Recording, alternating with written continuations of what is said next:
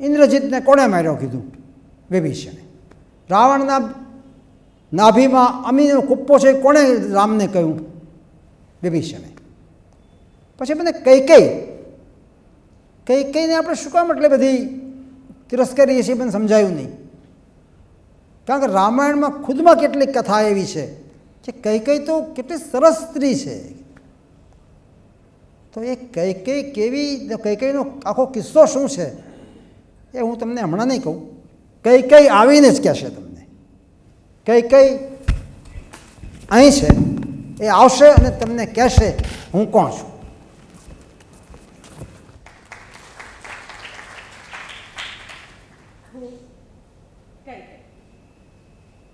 કેકઈ નરેશ રાજા અશ્વપતિની પુત્રી, અયોધ્યાપતિ મહારાજ દશરથની ધર્મપત્ની, રાજકુમાર ભરતની જનેતા. પણ સાચું કહું તો મારે તમને આટલી લાંબી ઓળખાણ આપવાની કોઈ જરૂર નથી. નહીં, મારું નામ એ જ પૂરતી ઓળખાણ છે.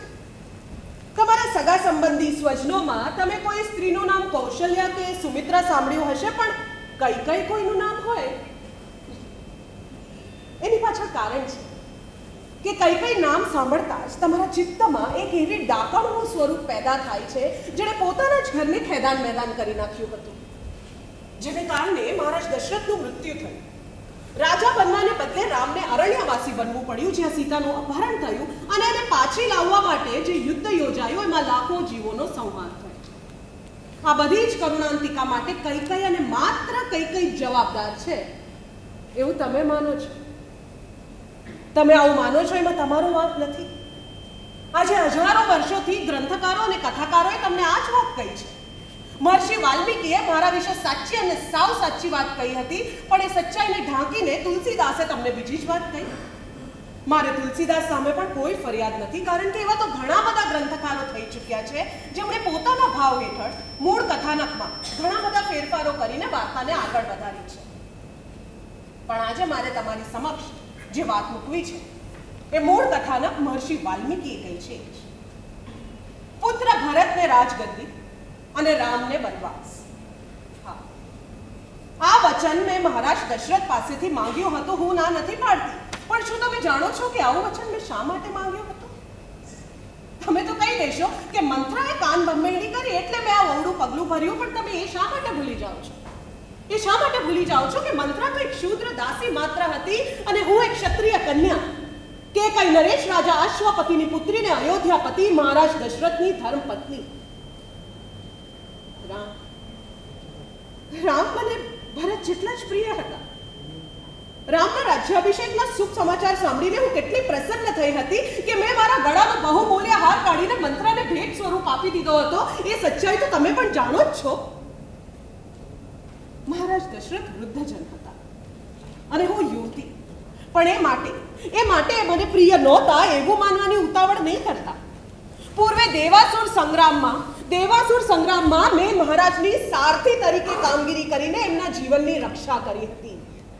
રણાંગણમાં પણ પોતાના પતિની જીવનની રક્ષા કરનાર હું ઇતિહાસમાં એકમાત્ર આર્ય નારી છું. અને મારા આ જ કૃત્યના પુરસ્કાર રૂપે મહારાજે મને 2 વરદાન આપ્યા હતા. મહર્ષિ વાલ્મીકીએ કહ્યું હોવા છતાં કદાચ તમે નથી જાણતા કે જે સમયે મહારાજ દશરથે મારા પિતા અશ્વપતિ પાસેથી મારા હાથની માંગણી કરી હતી, એ સમયે એમના અંતઃપુરમાં મોટી બેન કૌશલ્યા અને સુમિત્રા તો હતી જ, પણ એ ઉપરાંત મહારાજ બીજી 350 સ્ત્રીઓને પરણી ચૂક્યા હતા. હવે આટલી બધી રાણીઓ ઉપરાંત જો મારે જવાનું હોય તો મારું તો ઠીક, પણ મારા આવનાર બાળકનું ભવિષ્ય શું થાય એની ચિંતા કોઈ પણ પિતાને સતાવે સ્વાભાવિક છે. અને માટે જ એ સમય મારા પિતા અશ્વપતિએ મહારાજ સામે શરત મૂકી કે હું મારી દીકરીના વિવાહ તમારી સાથે તો જ થવા દઈશ જો તમે મને વચન આપો કે એના પેટે જન્મેલો એનો જ પુત્ર અયોધ્યાનો ભાવિ રાજા બનશે. અને એ સમયે મહારાજ દશરથે નિસંકોચપૂર્વક ખુલ્લા મને મારા પિતાને વચન આપ્યું કે ભલે મારા અંતઃપુરમાં અનેકો રાણીઓ વસતી હોય, પણ હું અયોધ્યા નરેશ તમને વચન આપું છું કે તમારી પુત્રી કેકઈના પેટે જન્મેલો એનો જ પુત્ર અયોધ્યાનો ભાવિ રાજા બનશે. એટલે ભરતનો રાજ સિંહાસન ઉપરનો અધિકાર તો એના જન્મ પૂર્વે જ પ્રસ્થાપિત થઈ ચૂક્યો હતો. છતાંય રામ મને ભરત જેટલા જ પ્રિય હતા. મહારાજ દશરથે મારા પિતાને આપેલા વચનમાંથી મારી પાસે ખુલ્લા મને અને નિસંકોચપૂર્વક મુક્તિ માંગી હોત તો મેં એમને જરૂર આપી હોત. પણ ના, એમણે એમ ન કર્યું. ભરત જ્યારે મોસાળ ગયો હતો ત્યારે એની અનુપસ્થિતિમાં અને મને જાણ કર્યા વિના એમણે રામના રાજ્યાભિષેકનું આયોજન કર્યું. નગરીમાં જ્યારે લોકો ઉત્સવ મનાવી રહ્યા હતા ત્યારે સૌ પ્રથમ મંથરાએ આવીને મને આ સમાચાર આપ્યા. મહારાજ દશરથ મારા પતિ હતા, પ્રિય પતિ હતા, ધર્મ પુરુષ હતા. પણ તે છતાં એમને જે રીતે રામના રાજ્યાભિષેકનું આયોજન કર્યું હતું એમાં પૂર્વે આપેલા વચનનું ઉલ્લંઘન નહોતું, હતું જ. મંત્રાએ આપેલા સમાચારથી મારા મનને ઠેસ વાગી, ઉદ્વેગ જાગ્યો, રોષ વ્યાપ્યો. પણ આ બધામાં રામ પ્રત્યે મારા મનમાં ક્યારેય કોઈ દ્વેષ નહીં હતો ના. હા, પતિ પ્રત્યે એમણે કરેલી અવગણનાને કારણે, એમના વચન ભંગને કારણે એમના પ્રત્યે રોષ જરૂર વ્યાપ્યો હતો. આ બધામાં સૌથી વધારે ચિંતા સતાવી રહી હતી મને પુત્ર ભરતના ભવિષ્યની. મહારાજના પેટમાં જો પાપ ન હોત તો એમણે આ રીતે ભરતની અનુપસ્થિતિમાં અને મને જાણ કર્યા વિના રામના રાજ્યાભિષેકનું આયોજન શા માટે કર્યું? મારા પિતાને આપેલું વચન શા માટે વિસરાઈ ગયું? એક માતા તરીકે પોતાના પુત્રના ભવિષ્યની ચિંતા થવી એ તો સ્વાભાવિક છે ને. અને એક સ્ત્રી તરીકે મહારાજના આ કૃત્યને કારણે મારો અહમ જો છંછેડાયો હોય તો એને તમે મહાપાપ તો નહીં જ કોને?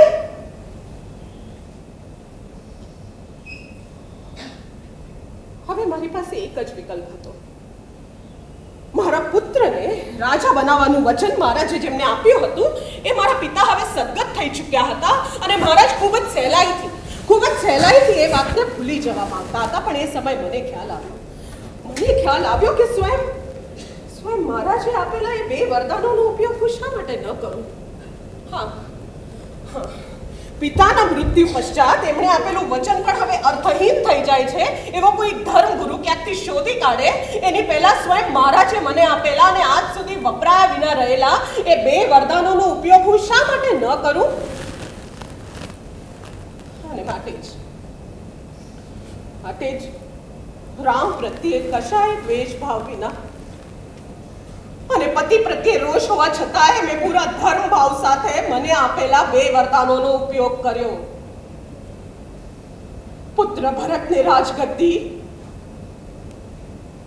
અને રામને વનવાસ. પુત્ર ભરતને રાજગદ્દી એ વાત તો તમે સમજી શકશો, પણ રામને વનવાસ શા માટે? રામનો રાજ્યાભિષેક પલટાવીને અને ભરતને રાજા બનાવ્યા પશ્ચાત એમના બંને વચ્ચે કોઈ પણ જાતનો ઉચક મન કે ખટરાગ નિર્માણ થાય એવા સંજોગો હું ટાળવા માંગતી હતી. મારા પિતા અશ્વપતિએ મને વેદ ઉપનિષદોની શિક્ષા આપી હતી, જેથી હું જાણતી હતી કે મનુષ્યના શરીરમાં વહેતું લોહી 7 વર્ષને અંતે સદંતર બદલાઈ જાય છે. એના અવયવોમાં પૂર્ણતઃ પરિવર્તન આવી જાય છે. માટે રામ જો અયોધ્યાથી દૂર વસે, આપથી અધિક હોય તો ભરત વધુ સુરક્ષિત છે, તો મારો પુત્ર વધુ સુરક્ષિત છે એવા તર્કથી મેં એને વનવાસ માટે કહ્યું. પણ એ સમય બની શકે માનસિક ઉશ્કેરાટને કારણે અને પતિના વિશ્વાસઘાતને કારણે મેં રામને અને મારા પુત્રની સુરક્ષાને બેવડી કરવા માટે રામને 14 વર્ષ વનવાસ માટે કહ્યું. પણ આમાં બીજું કંઈ પણ હોય પણ પુત્ર ભરતની કલ્યાણની ભાવના સર્વોચ્ચ અગ્રસ્થાને હતી. નિશંક છે.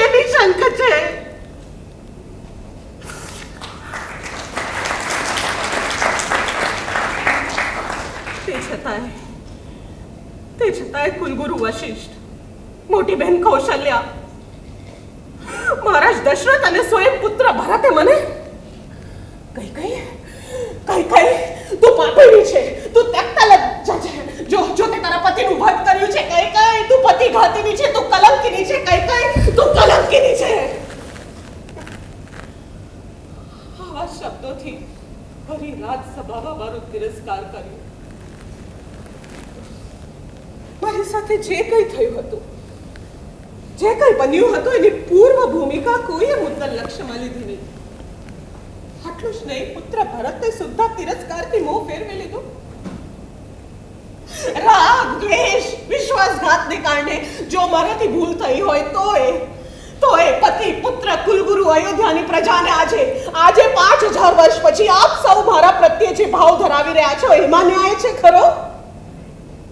પતિ પ્રત્યે અત્યંત આદર ભાવ સાથે પણ હું કઈ રીતે ભૂલી શકું કે મારી સાથે દ્રોહ થયો હતો?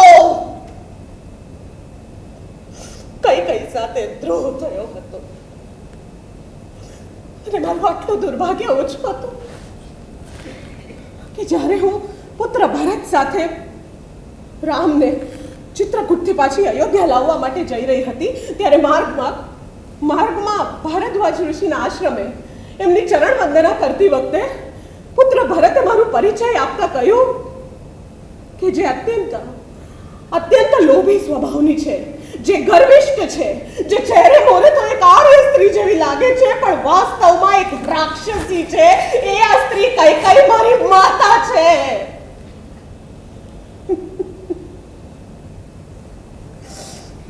આ રાક્ષસી જગતના કોઈ પુત્રે પોતાની માતાનો, પોતાની સગી જનિતાનો આવો અનાદર કર્યો હોય અને છોટો તમને જોવા મળે છે ખરો?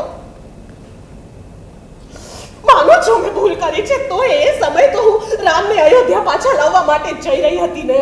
મારું એક રાણીનું આ રીતે નતમસ્તક થઈને જવું શું પૂરતું પ્રાયશ્ચિત નહોતું?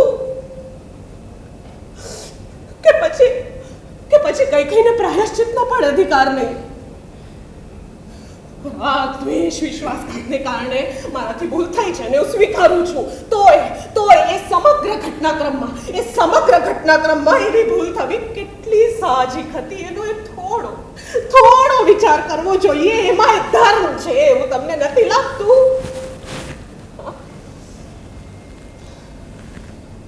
આપ સૌ પાસેથી હું કોઈ દયાની માંગણી નથી કરી રહી, પણ મારા આ નિવેદનોમાં ક્યાંય સચ્ચાઈનો અંશ છે એવું જો તમને લાગતું હોય તો હું તમારી પાસેથી ન્યાય માંગુ છું.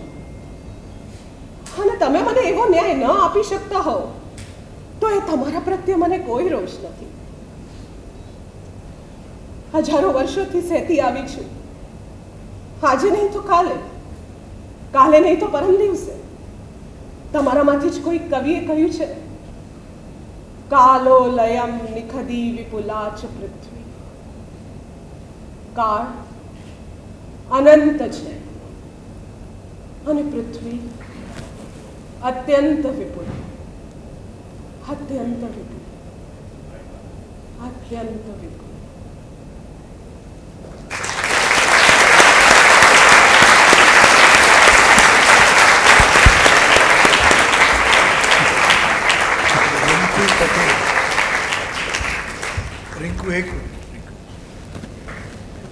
રિંકુ હમણાં થોડી વારમાં ફ્લાઇટ પકડીને આઉટ ઓફ ઇન્ડિયા જવાની છે અને અત્યારે સવારને અહીંયા હાજર છે. Thank you Rinku, thank you very much.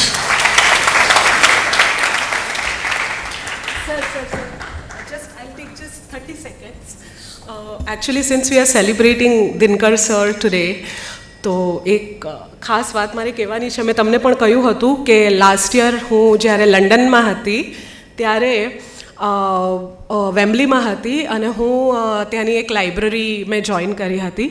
તો હું ત્યાંની લાઇબ્રેરીમાં રોજ જતી હતી અને એની પહેલાં હું દિનકર સરને ઓળખતી હતી બિકોઝ આઈ થિંક આ મોનોલોગ આપણે 3 વર્ષથી કરી રહ્યા છે પરફોર્મ.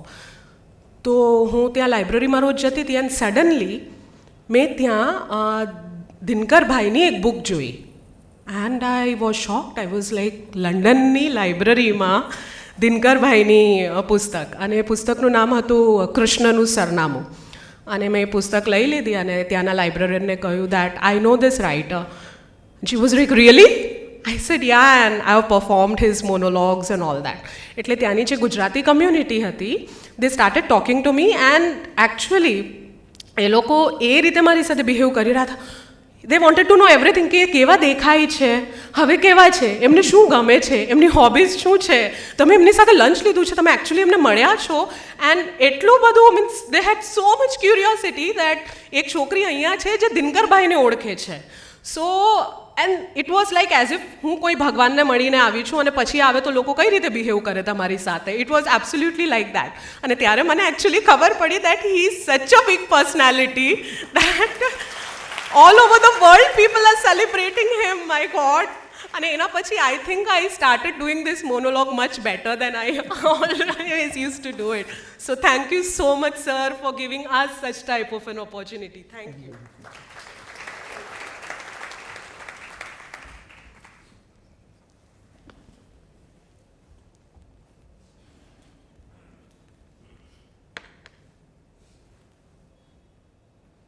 બહુ સરસ વાત કરી એણે, કંઈ કહીએ રિંકુએ. આપણી વાત આગળ વધારીએ. 1954માં મેં તમને કહ્યું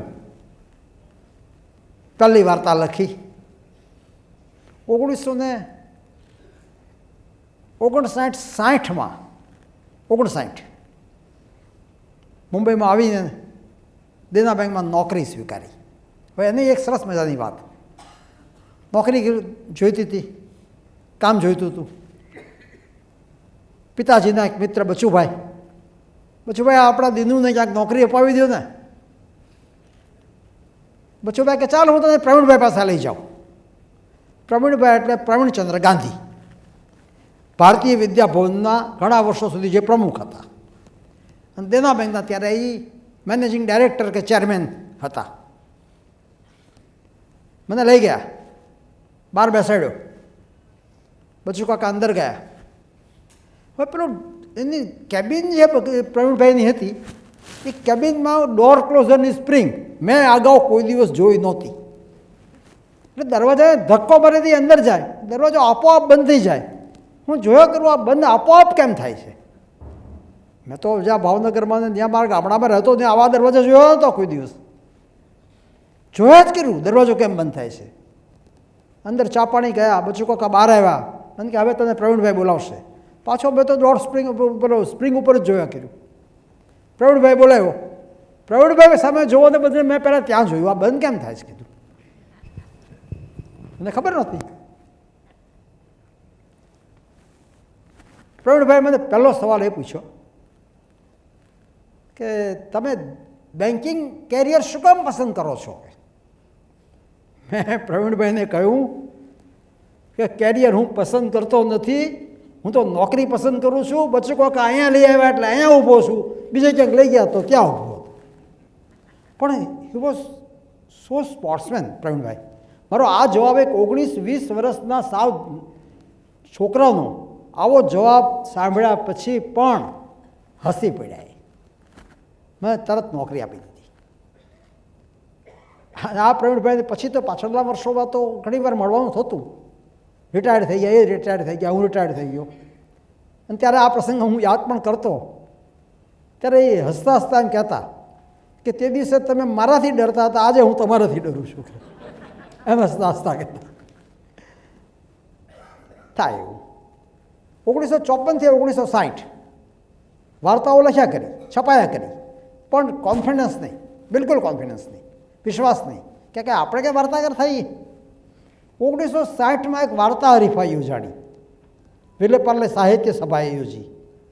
મેં મોકલી વાર્તા, રામા પીરનું થાનક, અને મને ઇનામ મળ્યું. એ વાર્તા બીજા ઇનામને પાત્ર ઠરી. 51 રૂપિયા. આ 51 રૂપિયાનું ઇનામ હું આજે ખાતરીપૂર્વક કહી શકું કે ત્યાર પછી મળેલા અનેક પારિતોષિકો પુરસ્કારો કરતાં સૌથી વધારે ધક્કો માર્યો હોય તો 51 રૂપિયા. આ 51 રૂપિયાથી એક, અને એના નિર્ણાયકો કોણ જાણો છો? હરિવલ્લભ ભાયણી, જે પણ ભારતીય વિદ્યાભવન સાથે સંકળાયેલા હતા એ વર્ષોમાં. ધનસુખલાલ મહેતા, આપણા મોટા હાસ્યકાર, અને રામપ્રસાદ બક્ષી. આ 3 વાર નિર્ણાયકોની નજરમાંથી પસાર થયેલી વાર્તા જ્યારે ઇનામને પાત્ર ઠરી ત્યારે મને લાગ્યું કે આપણે વાર્તાકાર છીએ, થવાના છીએ. પહેલી વાર એમ લાગ્યું. 1963માં પહેલી નવલકથા પ્રગટ થઈ.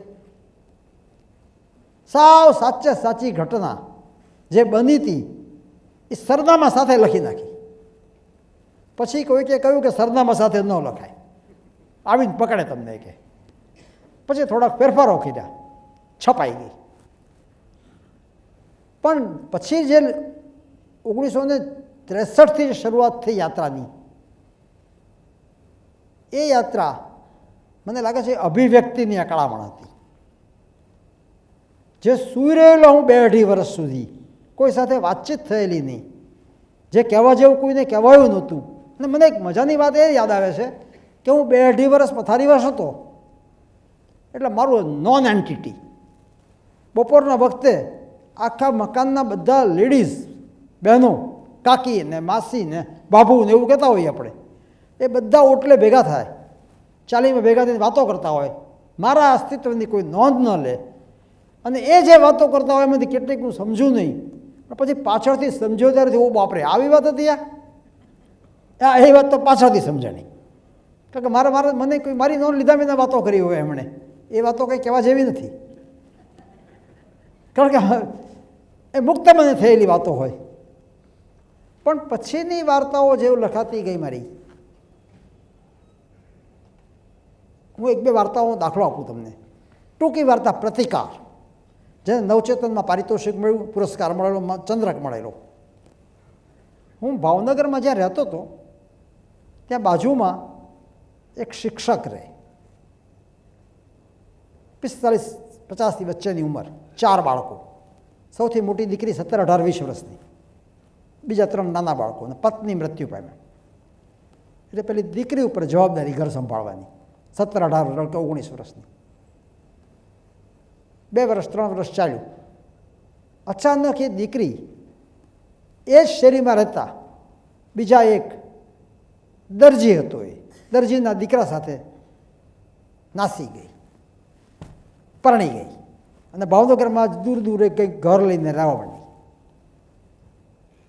મને આ વાતની ખબર નહીં, હું ત્યારે મેં ભાવનગર છોડી દીધેલું. પછી ગયો, મેં કીધું કાકા શું ખબર છે? એણે મને વાત કરી. જ્યોતિ છોકરીનું નામ હતું. જ્યોતિએ આવું કર્યું. પણ પછી જ્યોતિ મને મળવા નથી આવતી, મારે જ્યોતિને મળવું છે, તું એકવાર મને મળવા દે, ગોઠવી દે. હું જ્યોતિને ઘરે ગયો. 20, 22, 25, 23 વર્ષની ઉંમર.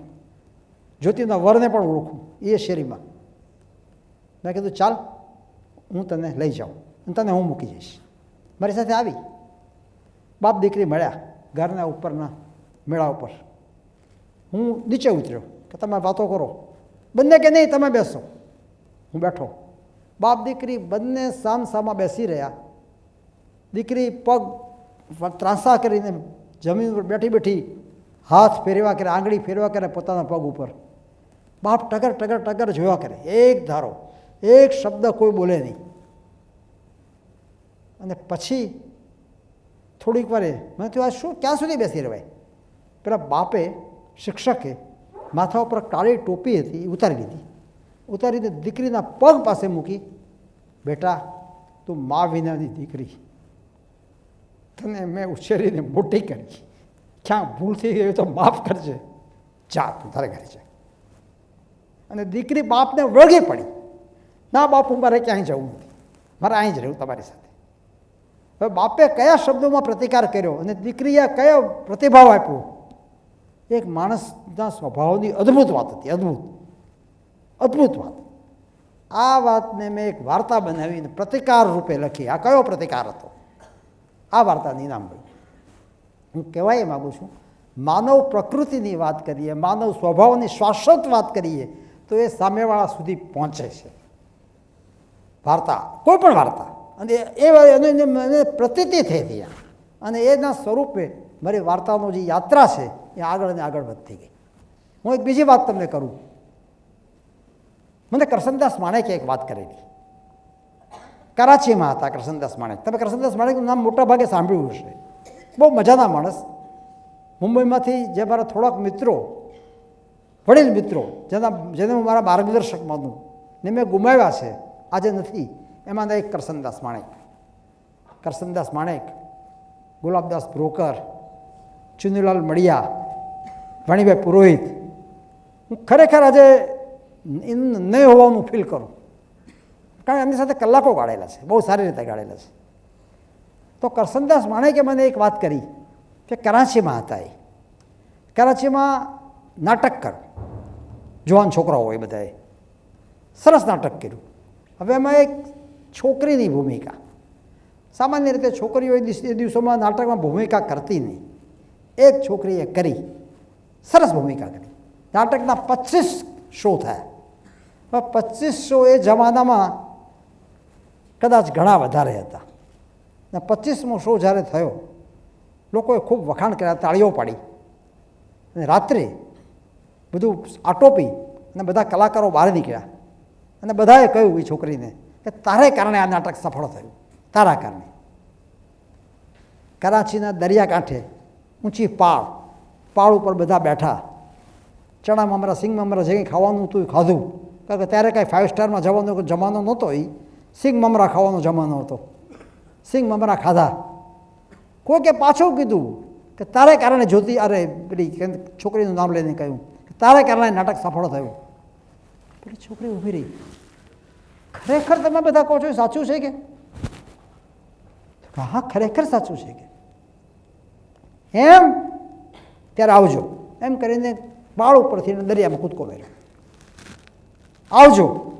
કરસનદાસ માણેકે મેં એને આમથી આમ ફંગોળાતા જોઈ, અને જોઈને મારા મનમાં ભયંકર ધ્રાસકો પડ્યો. દરિયામાં ઉતરી શકાય એમ નહોતું. બંબાવાળા, પોલીસવાળા જે આવવું તો આવ્યું. બીજે દિવસે સવારના ગુજરાતી છાપાઓમાં કરાચીના આ છોકરીની પ્રશંસા કરતા ફોટા છપાયા હતા, નાટકના દ્રશ્યો છપાયા હતા, અને એ છોકરીની લાશ લઈને અમે બહાર નીકળ્યા હતા. આ પ્રસંગ, એનું કારણ શું તો એ બધી પછી વાત કરી, પણ એ જે વાત કરી એણે, અને એક બીજી વાત મારા મનમાં આવી. પેલી સોફિયા લોરેન, તમે નામ સાંભળ્યું છે,